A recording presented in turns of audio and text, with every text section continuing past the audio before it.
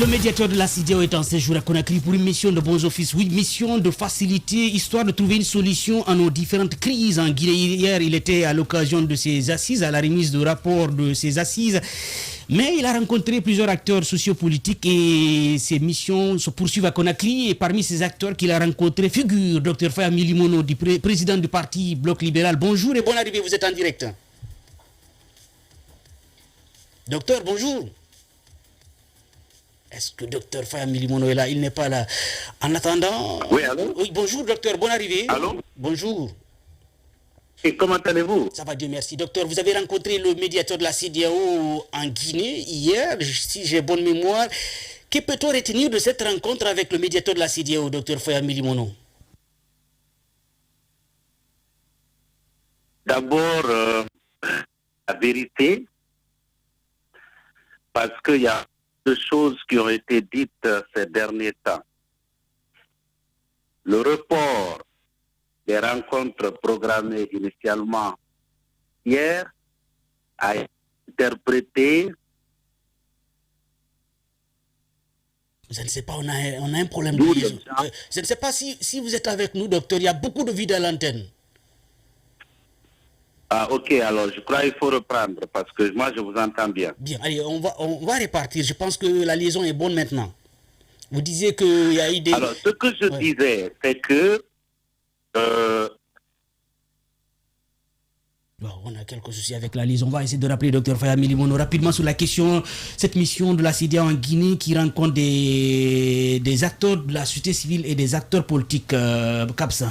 Oui, effectivement, on a vu hier, parce que moi, la crainte qu'on avait à un moment donné, c'était de dire qu'il ne faudrait pas que le médiateur arrive en Guinée et rencontre une certaine frange des partis politiques et de la société civile, mais ne rencontre pas une autre frange assez importante. Et vous avez vu, la rencontre initialement prévue hier a été, Dr Fayami Limono le disait, a été écourté, annulé pour remettre après pour hier. C'est-à-dire tout simplement, certains leaders, selon les informations qu'on a, n'auraient pas été informés, n'auraient pas été saisis d'un courrier d'une invitation formelle pour qu'ils puissent participer à cela. Je pense que c'est des choses qui ont été rectifiées. Est-ce que c'est totalement rectifié? Ça, c'est une autre question. Hier, en tout cas, ils ont rencontré un certain nombre de partis politiques, notamment le PADES de Dr Ousmane Kaba. Ils ont rencontré le BL de Dr Fayami Limono. Ils ont également rencontré Makale. Bref, c'est des partis politiques, si vous voulez, qui, d'une manière ou d'une autre, sont un petit peu favorables au CNRD, à la gestion actuelle de la transition. Ils partagent cette gestion-là, quoi qu'ils se mettent au-dessus d'un certain nombre de choses qui expliquent le fait qu'ils comprennent aujourd'hui la gestion de la transition. Mais au même moment, il y a une autre frange assez importante de cette classe politique, surtout radicalisée par rapport à cette gestion du CNRD, notamment l'UFDG, l'UFR, etc. Ce sont des partis politiques, le RPG, n'ont pas été rencontrés par le médiateur. Mais selon les informations qu'on a, il serait dans la nuit jusqu'à maintenant, les choses sont en train de bouger pour que ces gens puissent accepter de revenir autour de la table. Mais encore une fois, il y a un préalable. Bien, on va repartir avec Dr Fayami Limono dans l'espoir que la communication sera bonne avec une liaison. Docteur, rebonjour.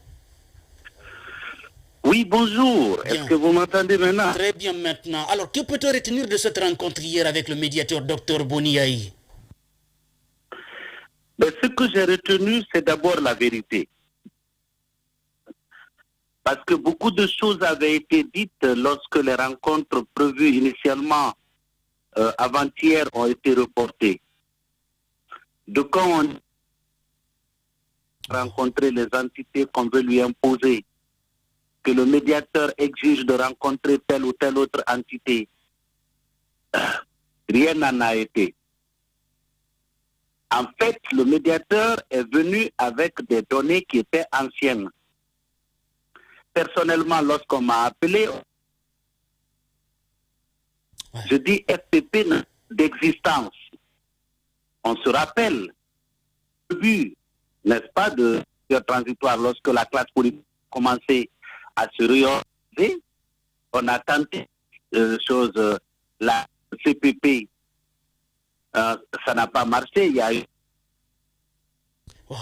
mais toutes ces entités n'ont plus de sens aujourd'hui. Il fallait donc avoir une formation, établir un calendrier, et c'est ce calendrier dont la mise en œuvre a commencé. Donc cette mise en œuvre, parce que beaucoup de choses, des mensonges d'ailleurs et des manipulations avaient été Alors, docteur, au-delà des interprétations des gens et des autres dont vous ne faites pas allusion, dites-nous, vous, personnellement, qu'avez-vous retenu de cette rencontre de positif ou de négatif, sincèrement, au lieu de l'interprétation des uns et des autres? Ce que j'ai retenu de positif, donc, que vous accepterez que je répète, c'est d'abord la vérité. Ensuite, l'opportunité nous a été donnée à notre position par rapport à tout cela. Vous voyez un mémo accompagné de notre chronologie. Et donc, nous avons expliqué aux médiateurs ce que nous avons comme position, la lecture que nous faisons, que nous attendons de la communauté internationale. Bien, on a quelques soucis. Je pense qu'on va aller peut-être... Oui, allez-y. Oui, voilà, docteur Faye Aminimono, moi la question pour vous, vous dites que le médiateur est arrivé avec des données obsolètes, donc de la liste peut-être des différents partis politiques pour exister. Est-ce que cela ne doit pas expliquer une forme d'impréparation ou de manque de volonté? Parce qu'on ne peut pas comprendre qu'un médiateur de la trame venant de la CEDEAO arrive en Guinée avec des données obsolètes sur la Guinée. Est-ce qu'il y a une véritable volonté derrière? Je ne sais pas ce qui est derrière. Ce que je sais, c'est que quand on m'a appelé pour dire est-ce que vous êtes du FPP, je sais ce que ça signifie. Mon parti, la coalition, avait appartenu. Comme moi, vous pouvez être d'accord que le FPP n'a plus d'existence aujourd'hui. Donc j'ai compris que les données avec lesquelles la médiation travaillait était obsolète. Bien. Allez, oui, Babila. Oui, docteur, moi je voudrais juste savoir sur quoi vous vous êtes quitté. C'est-à-dire, quels étaient vraiment les sujets qui étaient au menu de cette rencontre et quels ont été les aboutissants? Il était question, d'abord, le médiateur a été clair là-dessus, à chaque fois qu'il est annoncé à Conakry, il y a des manifestations qui sont annoncées. Il a soutenu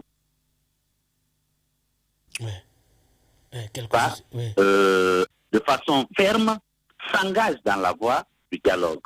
Il ne peut pas comprendre que son arrivée à Conakry soit et que le lendemain, il y ait un calendrier de manifestation où on manifeste, où on dialogue.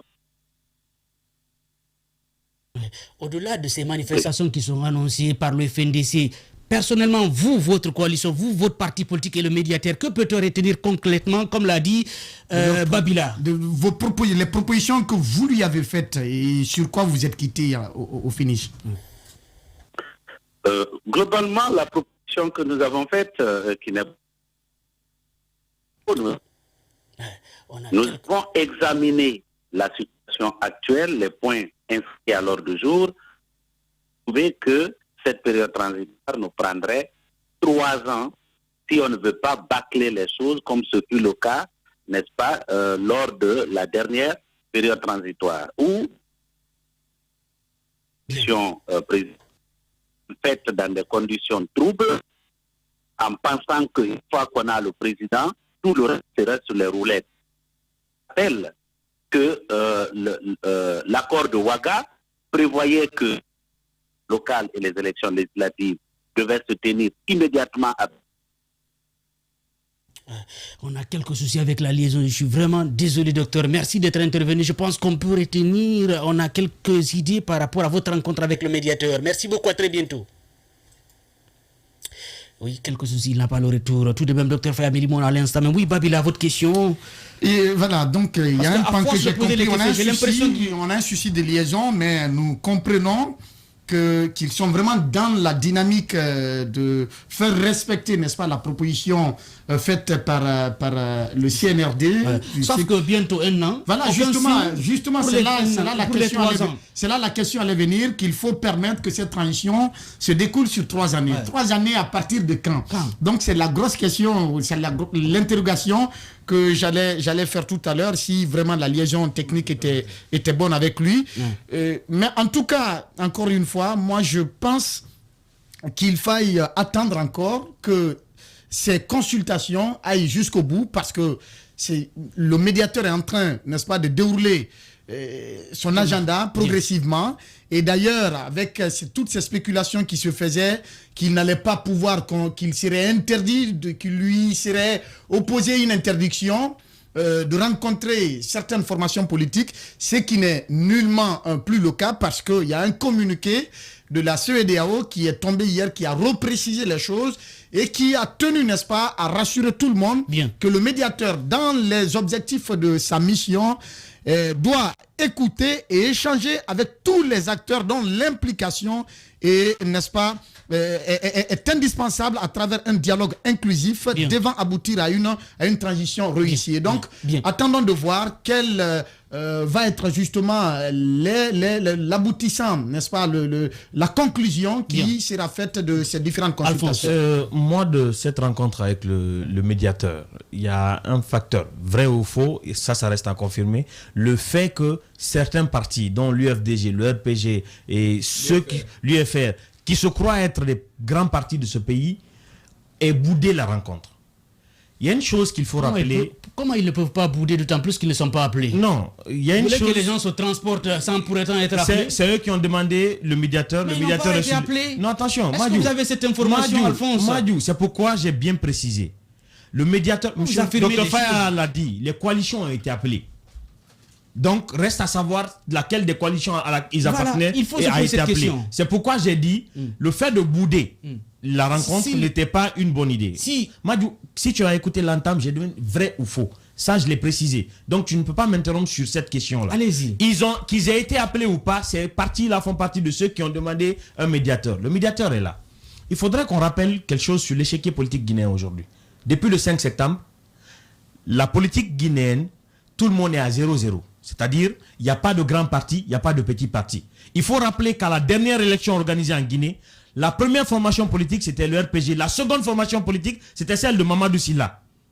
C'est les dernières données en matière politique ici. Mamadou Sylla était chef de file de l'opposition à la République de Guinée. Non. Attention. Les dernières élections dans ce pays, c'est la présidentielle d'octobre. Attention. Babila. Et là, celle-là était deuxième après Alpha Condé. Non. Ça, il faut repréciser. Attention. Babila. Il faut repréciser. Je me demande qu'est-ce qu'il a vu ce matin. Babila, c'est important. Les partis majoritaires à l'Assemblée nationale. La dernière élection. Babila. J'ai dit bien la dernière élection, comme tu l'as dit. C'était qui le chef de l'opposition? Non, la dernière élection qui a été organisée. C'était. Tu as parlé d'élection. De parler. Tu as parlé d'élection. Qui était chef de file de l'opposition? On parle d'élection présidentielle. Pas des dernières élections organisées en Guinée. Celui qui avait le plus de représentants à l'Assemblée nationale était le chef de file de l'opposition. Aujourd'hui, ce qu'il faut dire, c'est que cette structure-là a été brisée par le coup d'État. Ce qui fait que tous les partis politiques retombent dans le même panier. Il faudrait aujourd'hui qu'on arrête de se donner un super pouvoir sur la tête de d'autres partis. Et il y a une chose qu'il faut savoir. C'est pas parce que les autres sont d'accord avec la proposition du CNRD qu'ils ne peuvent pas aller négocier sur la même table que ceux qui ne sont pas d'accord avec la proposition du CNRD. Ça, il faut en sortir. Il n'y a pas de classe politique favorite ou de classe d'organisation de la société civile favorite. Chacun parle de la même voix et chacun a le droit de donner sa proposition. On ne peut pas réclamer la démocratie et avoir une unicité de position. Ça ne marche pas. Ça ne marche pas. Sauf que quand vous affirmez ici à l'entame comme quoi ils ont boudé alors qu'ils n'ont pas été appelés, il faut faire beaucoup attention. On va aller sur le terrain et retrouver Abdel Sako. C'est très important parce qu'en parlant avec par exemple des membres de l'ANAD, ils n'ont pas reçu d'invitation. Et vous, quand vous parlez ici d'une invitation qui a été boudée, ça, il va falloir revoir ça, Alphonse Mara. C'est très important. Allez, on va retrouver Abdel Sako. Bonjour et bonne arrivée. Abdul, bonjour. Oui, bonjour Madiou, bonjour à vos co-chroniqueurs et bonjour à vos millions de téléspectateurs. Bien, vous devriez rencontrer le médiateur, vous, les forces sociales. Malheureusement, vous ne l'avez pas rencontré. Qu'est-ce qui s'est réellement passé, Abdul Sako? Déjà, il faut savoir les forces sociales, davantage, et cette visite du médiateur de la CEDEAO. Sincèrement, il va falloir que la technique travaille ici à la radio. On a quelques soucis. Je ne sais pas où se trouve Bangoura. Allez, je sais pas. Oui, on va essayer, mais c'est compliqué avec la liaison ce matin, Abdul Sako. Oui, qu'est-ce qui s'est réellement passé? On va essayer. Désolé, je suis vraiment désolé. On va avancer.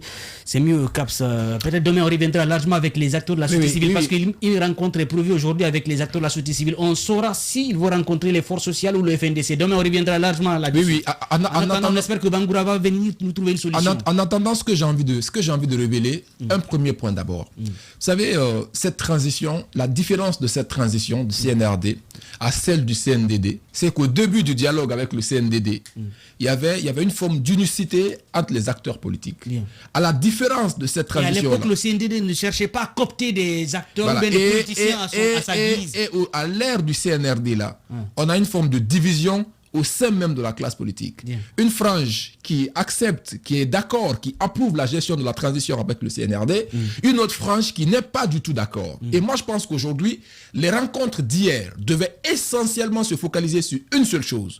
Comment les leaders politiques qui ont participé à ces rencontres-là peuvent œuvrer en aidant le médiateur pour rapprocher les autres leaders qui ne sont pas des moindres, sans lesquels on ne peut pas parler d'apaisement, sans lesquels on ne peut pas parler de réussite du dialogue, sans lesquels on ne peut pas se dire qu'aujourd'hui, on va sortir indemne de cette situation-là. Yeah. Moi, je pense qu'en fait, en réalité, s'il y a médiation, il faut rappeler encore aux gens, c'est parce qu'il y a des gens qui ne se comprennent pas. Il y a des protagonistes. Et on ne peut pas vouloir gérer ces problèmes-là sans rencontrer ces personnes-là. Moi, je pense qu'aujourd'hui, l'effort doit être mis sur un seul point. Comment envoyer les gens à revenir. Et ces gens ont besoin de confiance. Ces gens ont besoin d'assurance. Et pour cela, il y a un certain nombre de préalables. On dit certes que même pour le préalable là, il faut le discuter autour de la table. Bien. Mais en venant autour de la table, il faut montrer une certaine volonté politique à pouvoir réussir justement le dialogue là. Notamment en revoyant le cas de ces détenus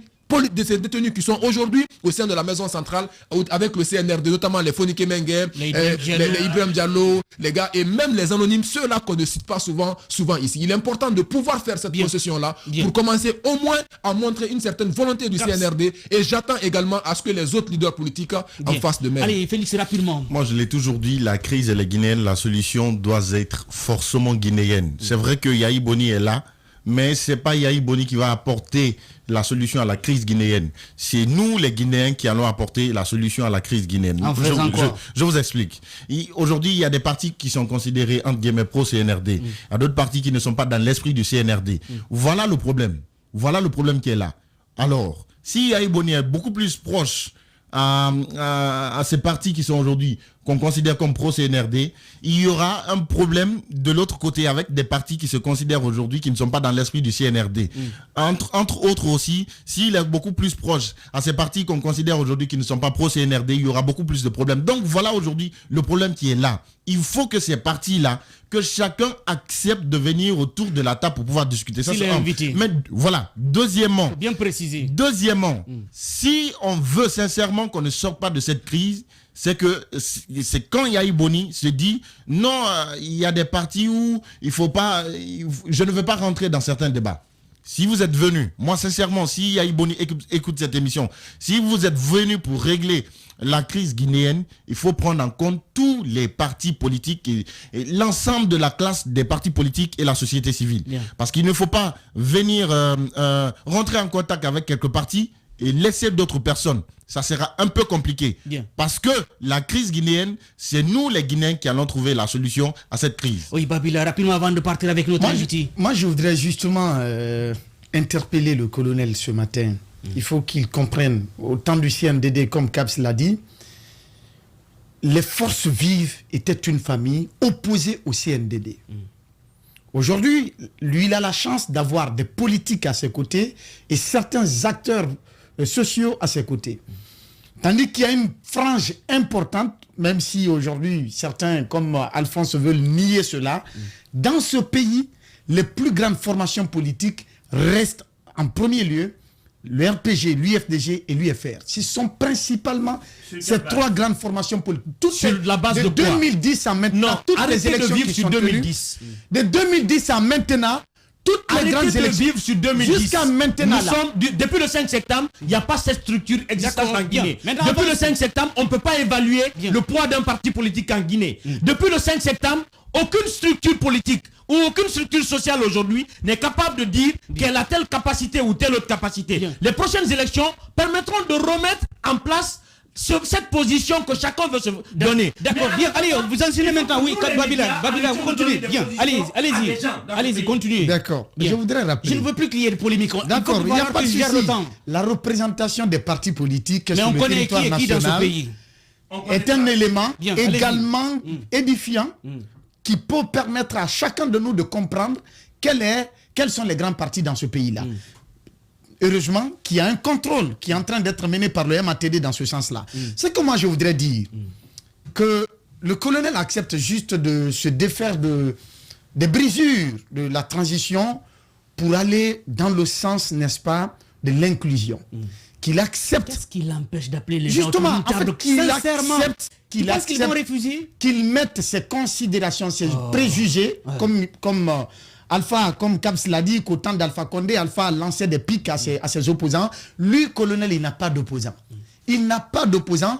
La CRIEF, il n'a qu'à laisser faire la CRIEF faire son travail et n'avoir aucune appréhension, ou en tout cas, je ne sais pas comment dire cela, mais des préjugés, qu'il ne se fait pas de préjugés sur, n'est-ce pas, les personnes qu'il a en face de lui. Qu'il aille dans le sens, justement, d'unir les acteurs afin de permettre à notre pays de sortir de cette situation. Encore une fois, il est le seul qui peut permettre cela. Aujourd'hui, comme il a dit que les problèmes sont guinéens et les solutions sont guinéennes, donc à lui de nous aider à sortir de cette situation. À lui de nous trouver une solution. Allez.